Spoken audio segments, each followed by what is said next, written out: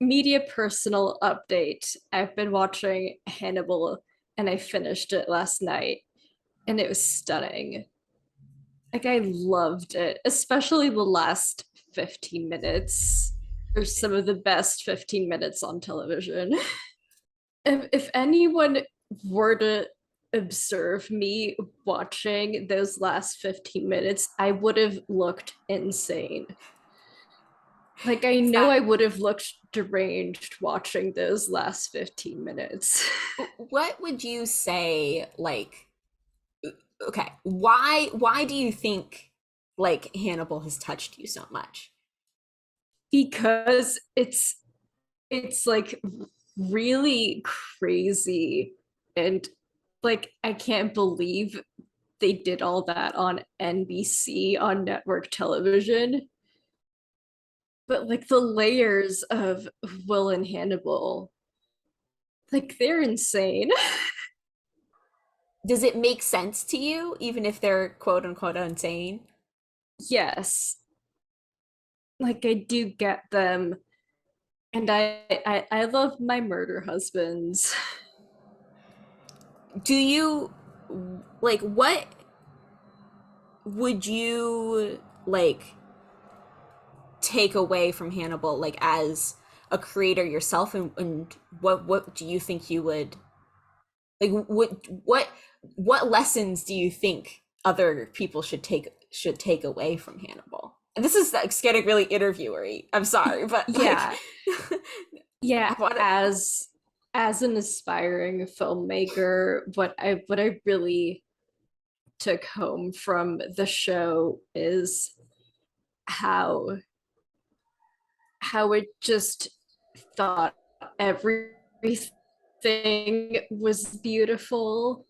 It just Oh, has this really artistic eye, and it really wanted to understand every single character. yeah. There's not a lot of media that finds the beauty in the monstrosity and the horribleness of people. And the beauty in horrendous relationships. Yeah.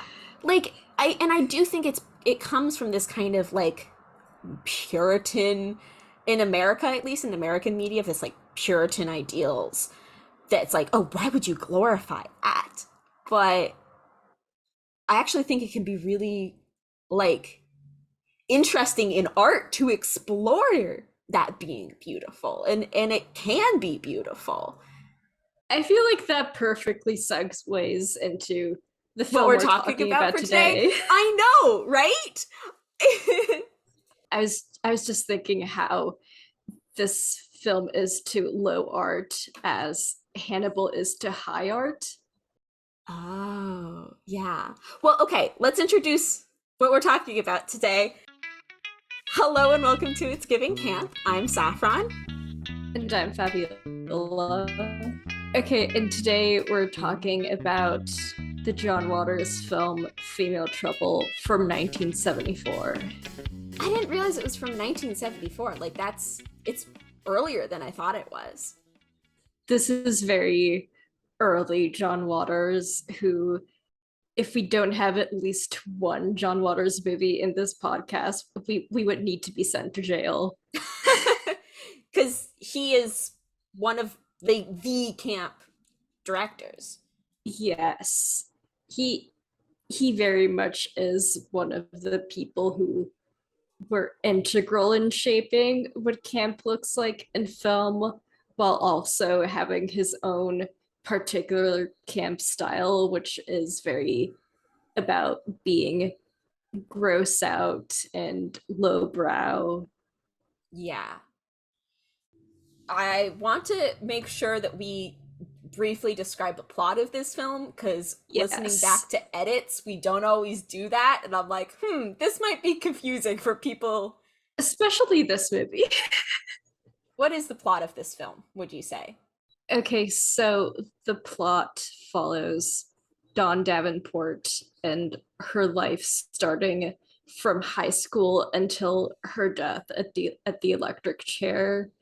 And Dawn Davenport is played by drag queen Divine. but she is playing a Fab in this movie. So Yes. it's kind of a double performance in multiple ways. She's doing a double performance in this movie, but she's essentially at the beginning, she's a high school delinquent who runs away from her family and has a child. And when trying, like amidst her crime sprees, she gains the attention of this couple who owns this hair salon and are interested in doing a kind of beauty photography, but in the sense that they view crime and beauty as one. So Yeah. they're essentially just taking pictures of her, like abusing her daughter Taffy, who's played by a very adult Mink Stoll playing a Yeah. 14-year-old. And so eventually she has this one woman show in which, among other things, she decides to shoot up at the audience, Yeah. and she iconically says, who wants to die for art? And that's where she gets arrested and she's sentenced to the electric chair, which she views as a really high honor. So as they're strapping her on, she's giving an award speech. And that's Yep. the movie. Yep. You said that John Waters is kind of known for like gross out, lowbrow humor and visuals, and I knew that going into this film, and I was, I guess, a little bit relieved for my own like taste that it wasn't too cringe and uncomfortable for me. There's a lot more dicks than I was expecting. This is an NC-17 film. There's a lot of nudity, but the sex in it is so It's ridiculous. really comical. Yeah, It's played for comedy. like it's clear it's not played for like played straight at all. Also, the first sex scene is between Divine and Divine out of drag, Yeah, I which is wonderful. I Like the didn't parent trap technology. I didn't realize that that was played Divine played both roles until the credits rolled, Yes. and I was like, how did they do that? Also, I think it's helpful to just read out a bit from my supplementary text that I used for this movie in my Yeah. special study, which it's a chapter from Gay Directors, Gay Films, which each chapter is about a different director. And of course, I covered the one about John Waters. Hmm. And so it's written by Emmanuel Levi, and Levi writes that even though Waters' films pushed the envelope and tested boundaries of acceptability, they did so in funny and ironic ways, not hateful or angry ones. Hmm. So, Female Trouble is part of the Trash trilogy from this early 70s era of Waters films. And Levi writes that Waters uses, quote, filthy, lovable characters as a means to contest the boundaries of conventional morality while challenging both American censorship and viewers' expectations. I think that bit about lovable characters is so true because um while clips that I had seen of this film before were very off-putting and strange to me, watching the entire film in context, like the character of Taffy specifically, I was really like endeared to watching the whole film, where before I was like, what is going on? What is this performance? Who what is this grown woman playing this tiny, I didn't know she was 14, but I was still like, what is going on? It's really childish. Um but I was like, oh my god, like watching the whole film, I felt so like sad for Taffy. I was like, this is really a fucked up situation, and I want her to have some like catharsis. And so I really liked the watching Taffy stab the her, her father, I guess.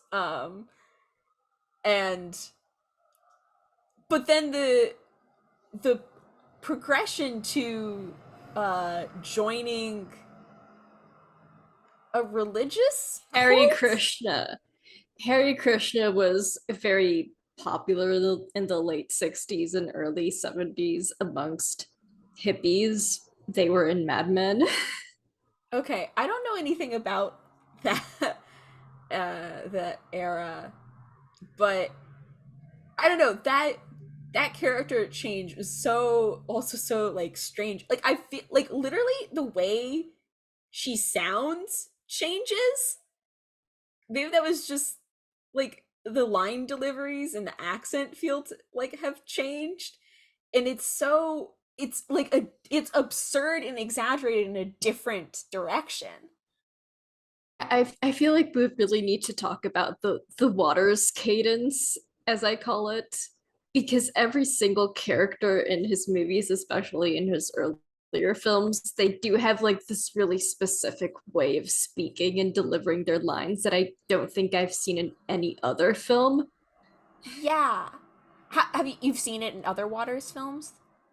Yes, but only in Waters films, which I think it's probably like half the Baltimore accent and half Waters directing them to speak like that. It Yeah, every single character, the way the lines are delivered is this like punctuated in this very specific way that I don't know how to describe, but definitely felt like a stylistic choice across all of the different actors and characters, because even the like doctor was like emphasizing words in a specific way. Doctor, who's one of the normal characters in this movie. Yeah, literally the only one of the few people who was like, "What is wrong with you guys? You're not. You have no respect and love and care for your friend who's been through this horrific accident with where acid got splashed on her face." There it is. One hell of a rotten face. Oh, wow.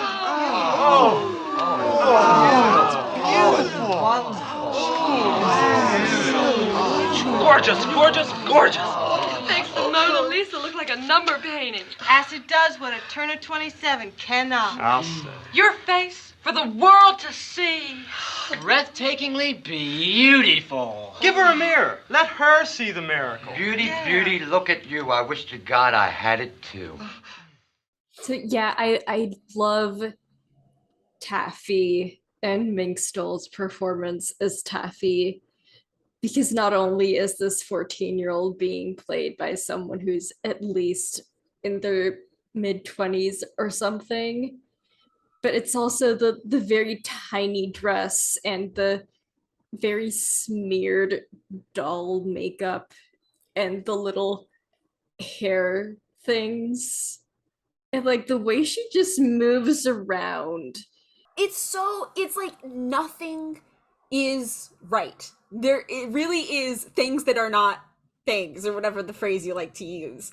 Things not being what they are, cuz she's supposed to be 14 and she And they doesn't also look. point out that they like in the film they do point out that she looks old. Yeah, they're like, you have this old, you have a, your face looks wrong or something. But also she's acting super childish, that is also not correct for a 14-year-old. Yeah, she acts like she's 7. Which I guess makes sense if she was never brought, like never allowed to go to school or have any friends, and is Yeah, being they don't raised even by. feed her. Yeah, It's a running gag that they are not feeding her. like she shouldn't be alive, honestly. Like I think the relationship between Dawn and Taffy is made clear, the the theme of their relationship is made clear from the moment Taffy is born and Dawn bites through the umbilical cord with her teeth, and then Holter just goes, "My Taffy," and that's it. Like there's Dawn is a mess, and Dawn's not a good mother or really a good person, but she's is delightfully entertaining. Dawn is Joker for drag queens. There's so much there's so much to discuss with Dawn's character. The iconic Christmas cha-cha heel scene. Okay, what are cha-cha heels? Honestly, don't really know what they look like. There's this video essay that is about the Trash trilogy, and they're like, I have no idea what cha-cha heels are supposed to look like, but I'm guessing they don't look like the shoes that she was given. Yeah, I mean she's like given like loafers. They're not loafers, but they're like Boring flats. yeah. Um And then she drops the Christmas tree on her mom and runs away. the one of the first things that I noticed is the hair. I mean, the hair. Her hair and her friend group's hair, Yeah.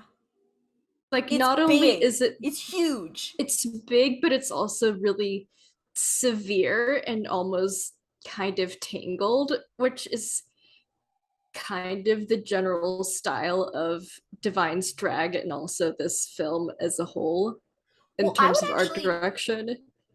I would say that Dawn's hair gets more and more tangled and teased out and over the course of her film. I would over the course of the film, I would say that in some ways the hair could be used to chart the character arc, because when she's in high school, it's like a perfect beehive, like a perfect uh like perfectly shaped cone.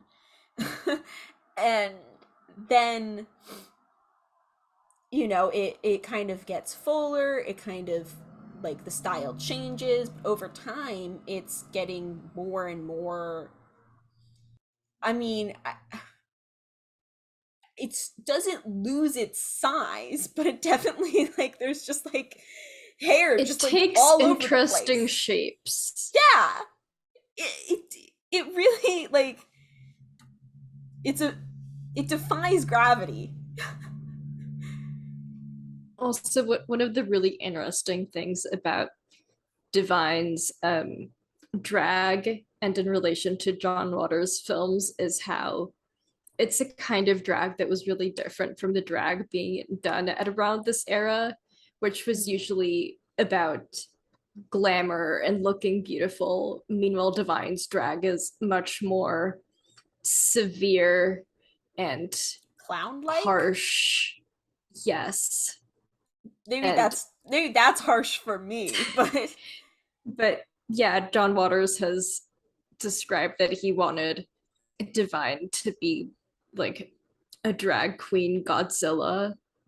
yeah, I mean, the word that I keep coming back to is exaggerated. It's also exaggerated in a really specific way. It's a harsh exaggeration. Yeah, I mean, I guess there's one moment where also cuz like towards the end the sides get shaved and it's like it becomes kind of a mohawk, and the like thick eyeshadow eyeliner and also the drawn on like pencil eyebrows are like They go like all the way to the sides. they extend, like, yeah. And but I also see the point, it's like very like the eyebrows are like thin black lines, they don't look realistic. It is definitely styled in a way that looks painted on. Also, this movie has some of the best makeup and costuming I've ever seen. They're both done by Van Smith, and It's really particular because it's all about bright clashing colors and prints and Yeah. textures, and all the makeup in here is really severe. My favorite look is the wedding look. The I wedding was look, gonna bring up the wedding dress. it is so iconic. I love that so much. It's like basically It's like completely see-through. white lace that's completely see-through, black underwear. Like it's black, I like don't a I don't even think if that's underwear. I don't think she's supposed to be wearing. I don't know, but it's this white sheer lace, and then Gator, her husband that she's marrying, is in a leopard print suit, and it clashes. It doesn't look like it's supposed to be at a wedding. It's not the kind of suit you wear at a wedding, and it clashes, but with the dress. But that's the whole point, I think. Like, Also, speaking of Gator, Aunt Ida, iconic. I love Aunt Ida. Okay, I was gonna say, I was like, Aunt Ida was cracking me up because the first time you see her, she's like, "You're gay, right?" You know, and he's like, "No, Aunt Ida, I like women, remember?" And she's like, "No, like, you should be queer. All the queer, like it would be so much more fun if you're queer. I don't want you stuck doing an office job with a kid. That's so boring."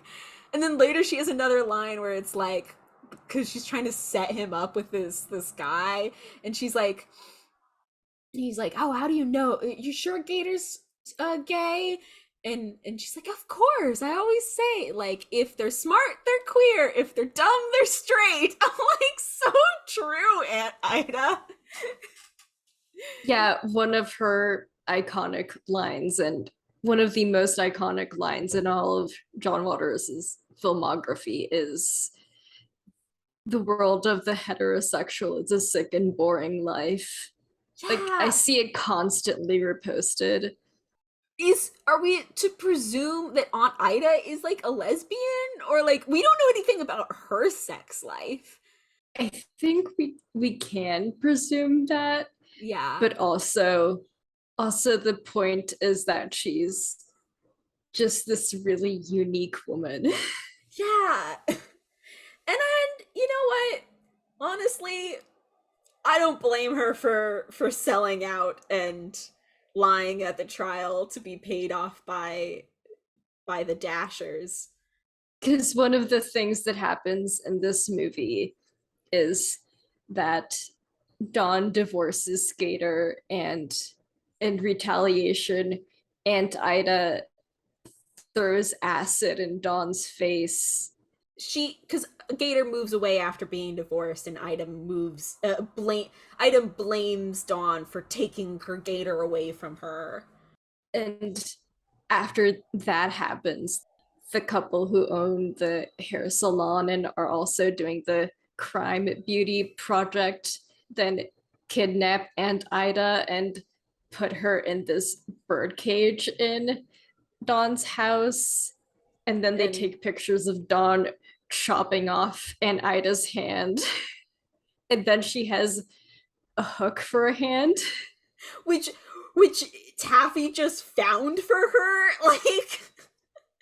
Wait till you meet my little gator. You two are gonna fall right in love. My dear, I hope so. Are you sure he's gay? Well, I just use common sense. I mean, if they're smart, they're queer. And if they're stupid, they're straight. Right, Ernie? Are you sure you won't have another pretzel? I'm sure, Miss Thing. I'm sure. Pretzels give you plaque. Clearly, I think one of the key themes at play in this film is this discussion of like what is art and what is beauty. Yeah, and also especially in relation to crime and like true crime media, because one of the John Waters fun facts was that he attended the Manson trials just to like watch them because he's famously fascinated with trials, and this film is clearly a sort of product from his fascination and him kind of confronting that in a way. The Dashers are a really interesting duo of characters.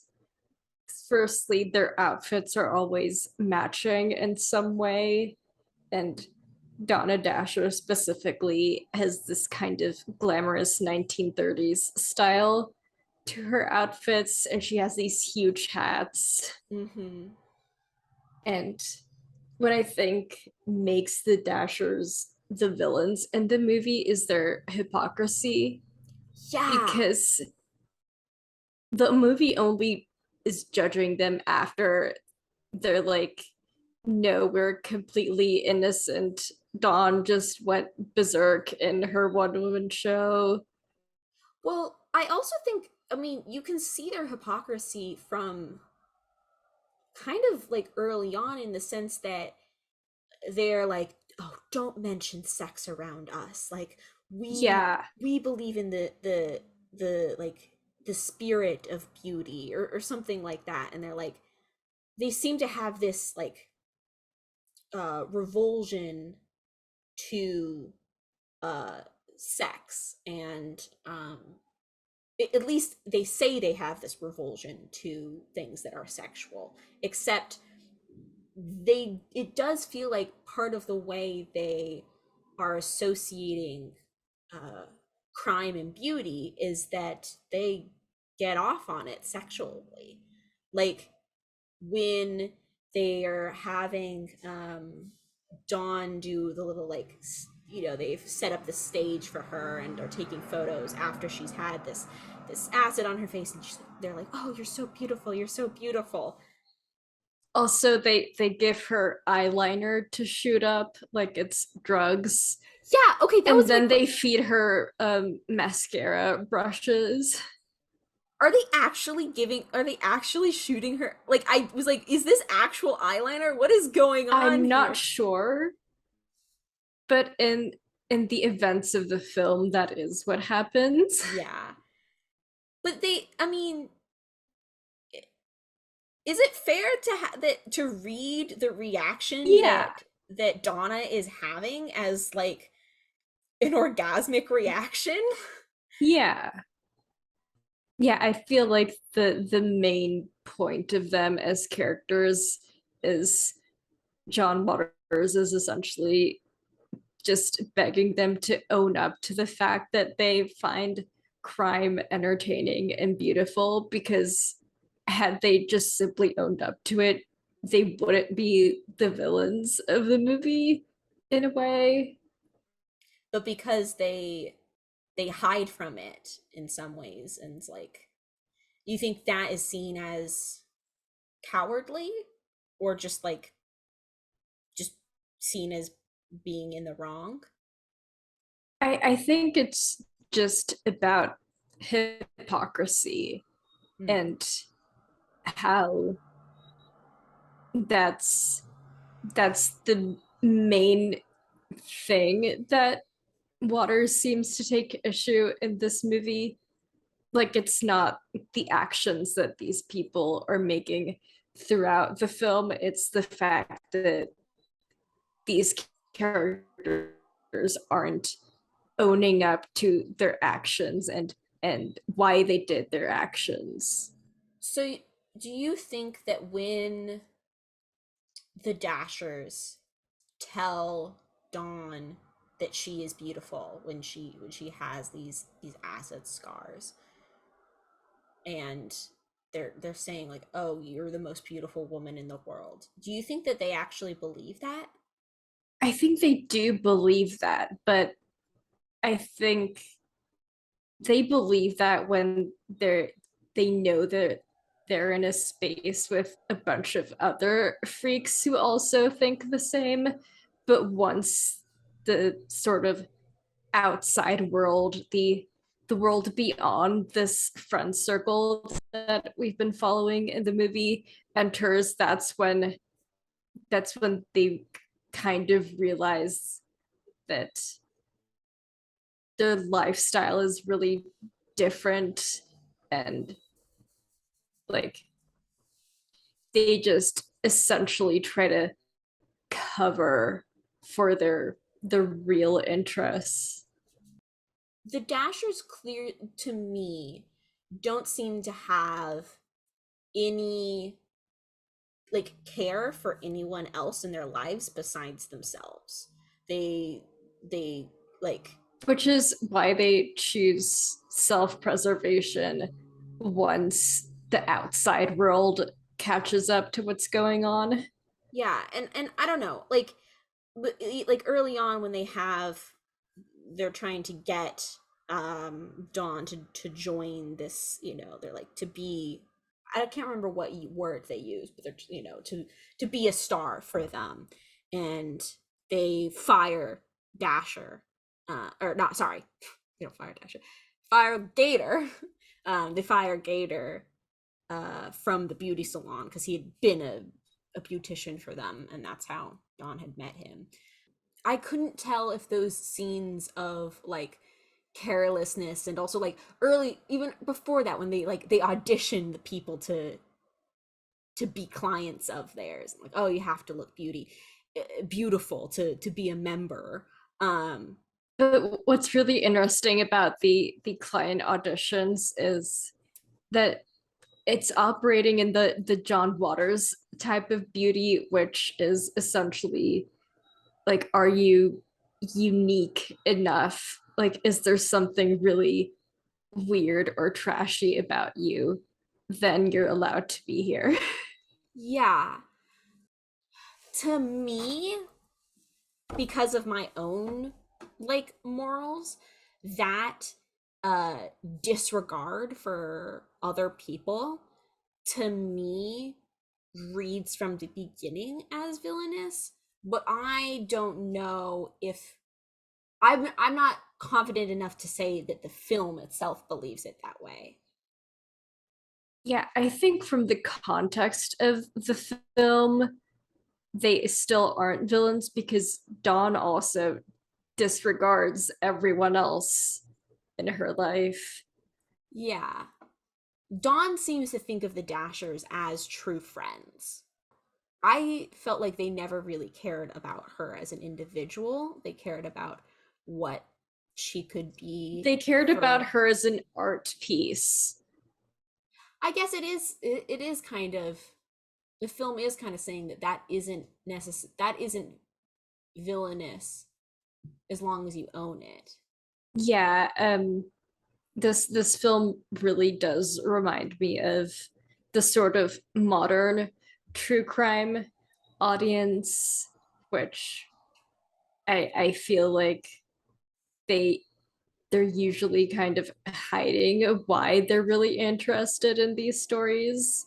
Hmm. So I'm also like, just just say that you're morbidly curious. It's fine. You don't have to say that you're trying to protect yourself from consuming all of these horrible stories. You're of the opinion that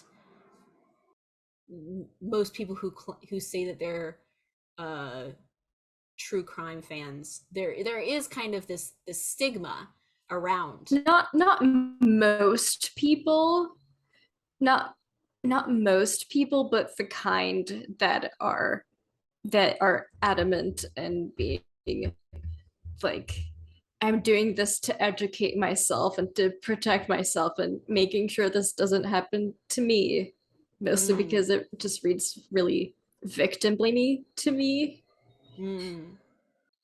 and also because it really wants to assign a morality to the things you find entertaining, Well, which okay.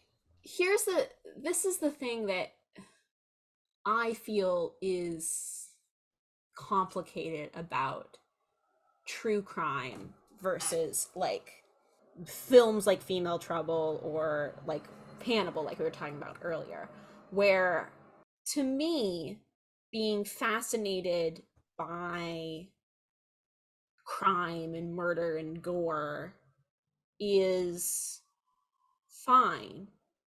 but I think I try to explore that in fiction when it's explored like with real individuals, and like there are real people who have been victims.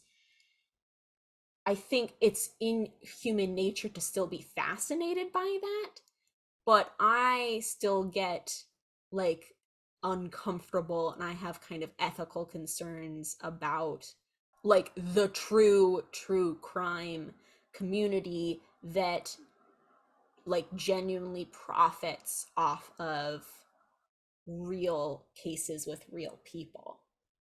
Like female trouble, like the crimes that are committed and glorified and explored in female trouble are fiction, and I feel like it very much knows that they are fiction.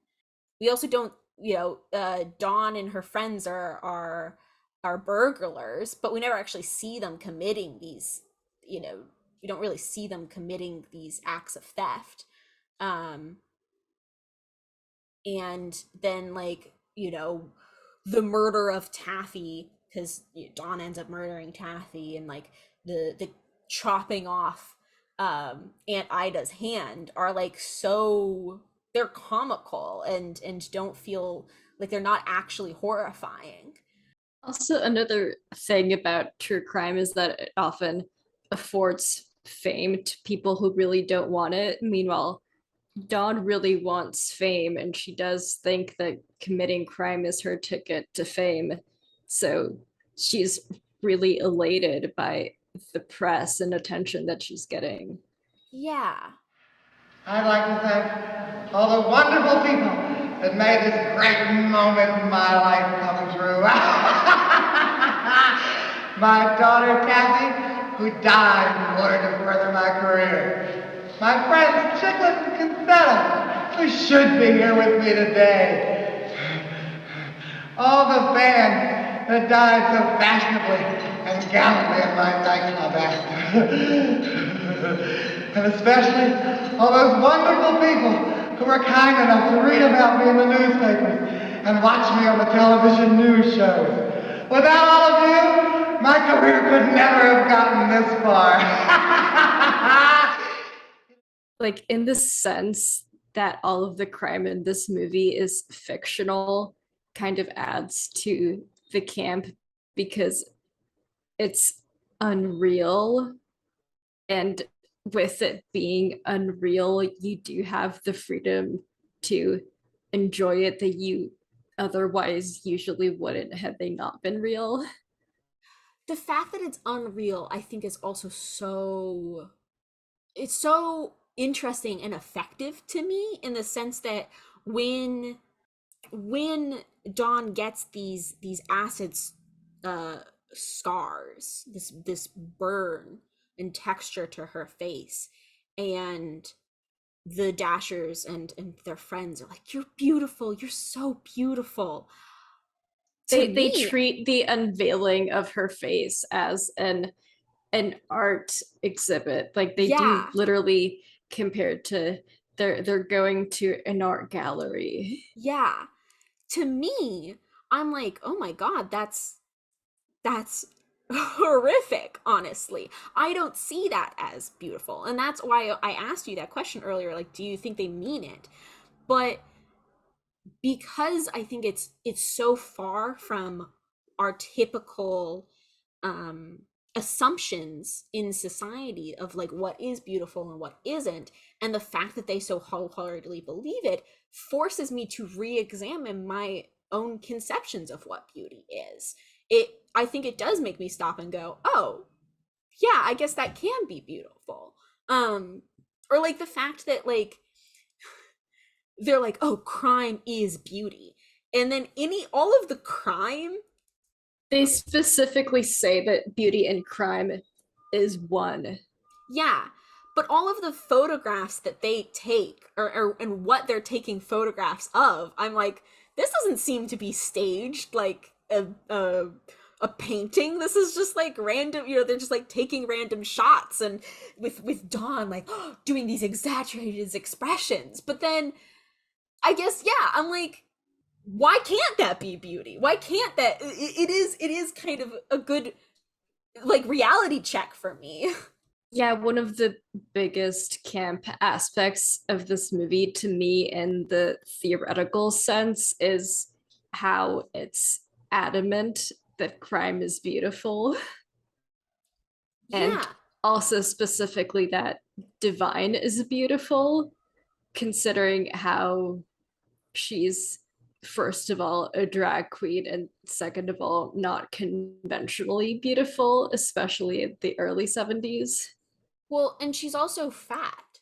And that's something Yeah, they talk about. Like she is fat and she's made fun of it, but it's not something that she's ashamed of and wears outfits that exaggerate and like show off her body. And that's never that none of the comedy comes from that. None of the comedy comes from them saying like, "Oh, you're beautiful." And that's not a joke line. That is genuine. the comedy mostly comes from the performances of the characters and specific lines of dialogue. And now now I'm thinking of like this one example of while they're taking photos after Dawn threw a chair over Taffy, she then just grabs Taffy's arm from the floor and just holds it up. Yeah. I was gonna say one of my favorite lines is a little before that in this scene when it's when Dawn is asking if they want spaghetti with or without cheese, and they just go, "Oh, we don't eat noodles." It's like so absurd. It's like I will have 2 chicken breasts. Donna specifically says, "Do I look Italian to you?" Do you want your spaghetti with or without cheese? I'll have 2 chicken breasts, please. Well, we're not having that. We're having spaghetti. I couldn't possibly eat spaghetti. Do I look Italian? We rarely eat any form of noodle, Dawn, but I'll take a tiny portion to be polite. With cheese, please. One of the scenes that is kind of related to this idea of like crime is beauty that doesn't have to do with actually Donna or the Dawn or the Dashers is I'm really interested in the scene with Taffy playing car I accident. was gonna bring up that scene because it's one of my favorite scenes in the movie. It's so funny and it's very much based on John Waters' own childhood because I'm pretty sure he has said that he did used to play car crash as a kid. To me that reminds me of like how I've seen some like conversations on Twitter where it's like it's a known thing with kids to be fascinated by death and morbid things of like it's the same kind of thing of like trying to kill like ants with a magnifying glass that and it's that isn't actually something that means you're like a psychopath it's a childhood fascination with violence. I'm pretty sure the whole abusing animals as kids is a psychopath trait has been debunked. Yeah, it has. Like some kids just do that. Yeah, and some kids have a fascination with death, I guess, like Taffy and John Waters. But like using the ketchup for blood. She has ketchup. She has this doll that she has covered in ketchup and kind of sliding to the side. She has this tiny car door. It also fascinates me that Dawn isn't upset with her playing this and like acting out these things. Dawn's upset that she's doing it in the living room and getting ketchup on her furniture. One of my favorite lines is Dawn yelling at her, "I told you to play car accident outside." Look at my friend! She was in a death scene and her hand got caught in the windshield. Oh, the ambulance should be here soon, I think. I'm okay, I guess. It wasn't my fault. The other car came out of nowhere. I slammed on the brakes. Look at this mess, Taffy! Broken glass and ketchup all over my fine furniture! Call another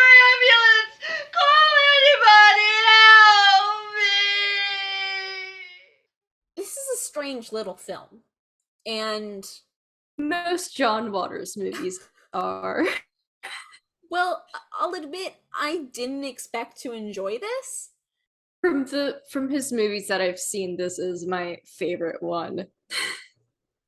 I'll say I did have a good time. I'm not sure if I would watch this again, but it is entertaining and it is fascinating. And the fashion is amazing and beautiful. Honestly, it is beautiful. Also, the ending is so interesting. The electric chair. Yeah, because she's essentially giving an award speech and thanking people for getting her all the way here, being getting executed. Here's a question. Do you think the film thinks Dawn is delusional for giving this speech and for believing that this is an award? I don't think the film necessarily thinks that she's delusional. I do think it's really interested in her mindset. Yeah.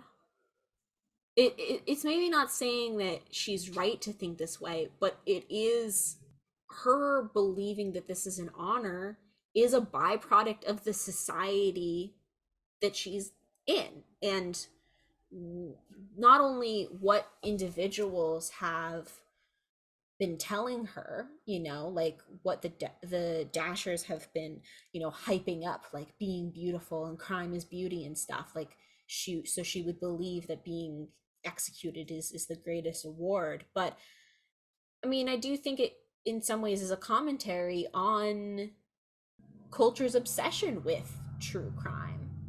And it's something that applies to today, but also was the case in the 70s. And, as we were talking about this Waters' fascination with the Manson family and the Manson family trials, maybe there is some truth to what Dawn is saying, that to be this criminal that gets all of this attention is, I guess, worth it in some way, if that's what your your priorities are.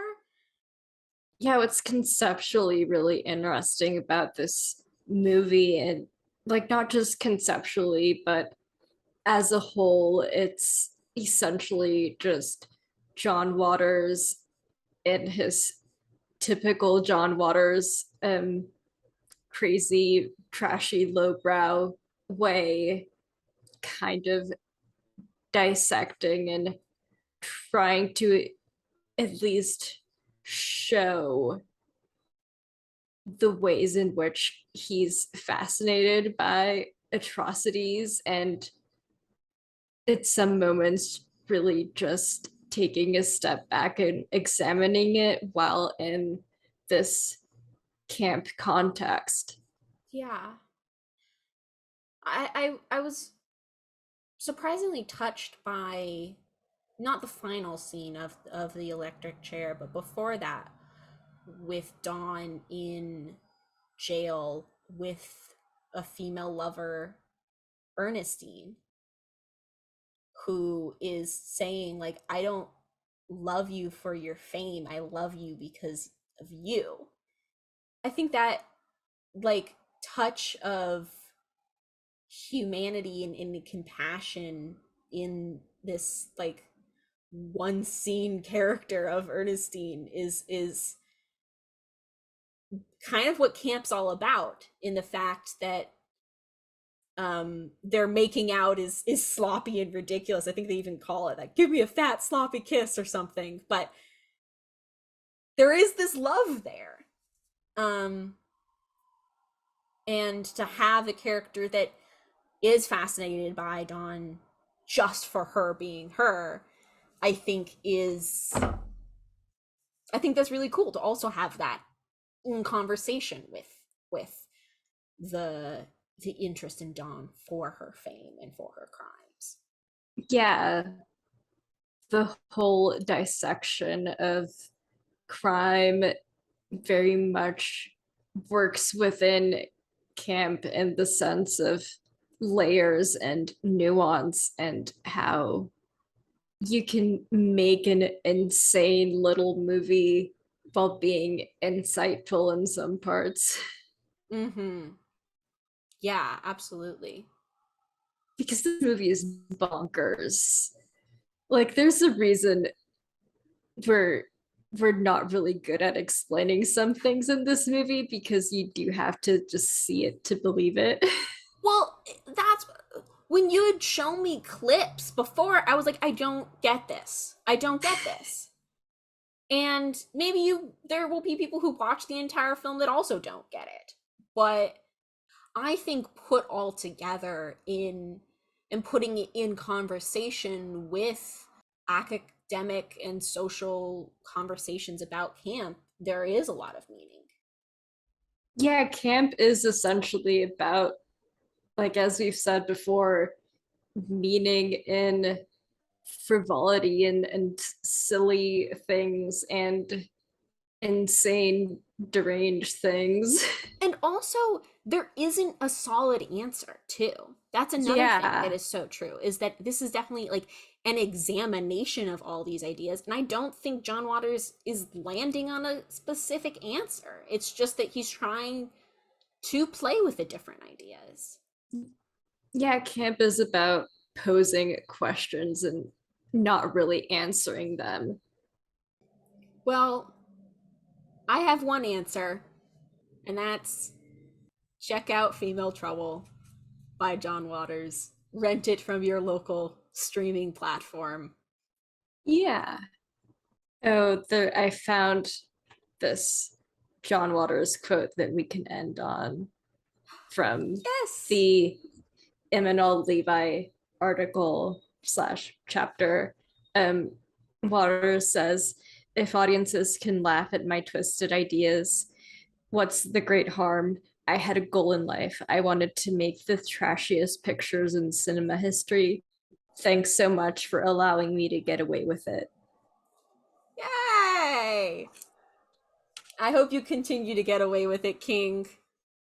He hasn't made a movie in like 15 years, which is really upsetting to me. I hope he makes more films. Or not. Maybe he'll make some TV or something. Check out other mediums, King. I would love to see what you would do with YouTube. You can find us on Twitter at GivingCampPod. And on Instagram at It's Giving Camp Pod. Our theme music that you are listening to right now is by Harrison Lurie. Shout out to our patrons, Nicole and Jose. I'm Saffron Heftegaub, and I'm online at GaubHefta. And I'm Fabiola Liano, and you can find me on Twitter at Fabiola_Liano. Thank you so much for listening, and if you enjoy our podcast, please recommend it to your friends and give us a rating online.